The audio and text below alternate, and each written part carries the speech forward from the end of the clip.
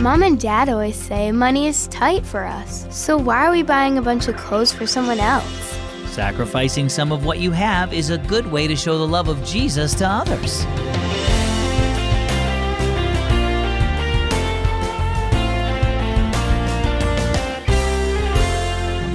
Guess what? You're listening to Keys for Kids, and my name is Zach. Last week at church, we learned about a single young mom that had lost her job and was in need of food. Before you know it, the whole church pitched in to drop off food at her house, buy her grocery store gift cards, and even sent her a certificate to a nice restaurant. As Christians, it's important that we take care of each other, just like the Apostle John wrote in 1 John 3:17. If someone has enough money to live well and sees a brother or sister in need but shows no compassion, how can God's love be in that person? Let's listen to our story now. It's entitled, The Shopping Spree. Haley looked around the store with curiosity. It wasn't like the store she and Mom usually shopped in. Mom, that sign says thrift store. What does that mean? It's a store where you can buy things like clothes for low prices because they aren't new, but they're still in good shape. Haley frowned. We're buying used clothes? Yes, we are. You love getting hand-me-downs from your cousins. Those are used clothes. Yeah, but I know who wore those clothes first, said Haley. Remember how I told you that a house in the area burned down yesterday? Asked Mom. The family that lived there has 4 kids. They lost everything. Haley's mouth dropped open. Everything? Clothes, furniture, toys, books? Yes, everything but the clothes they were wearing. Dad and I want to help, but we can't afford to buy new clothes for 4 kids. So I want to see what I can find here. The oldest girl is your size. Why don't you see if you can find some nice pants and tops for her? Haley still didn't like the idea of used clothing, but after some searching, she found a stack of clothing items that looked good.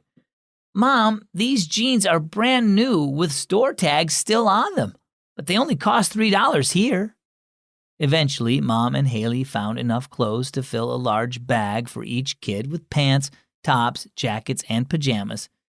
That was actually fun, said Haley. I think the kids will like these, said Mom. Aunt Sue was just here and found almost new sneakers for each kid, and warm slippers too.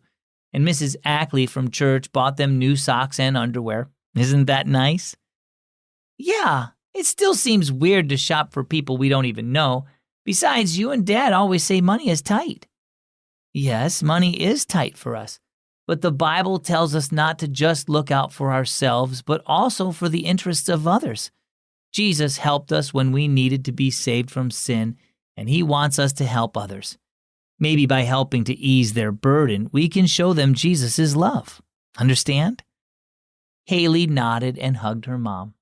I was just thinking, I have lots of toys and books these kids might like. So how about you? Do you know someone who needs help?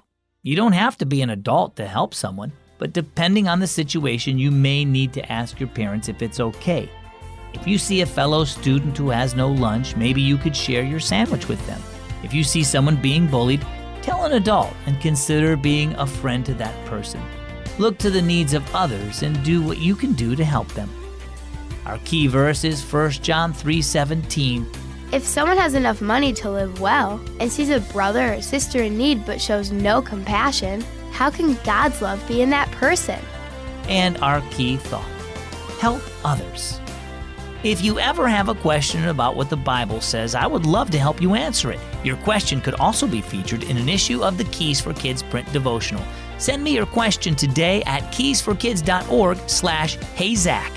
Well, as always, I'm Zach. Thanks for listening to Keys for Kids.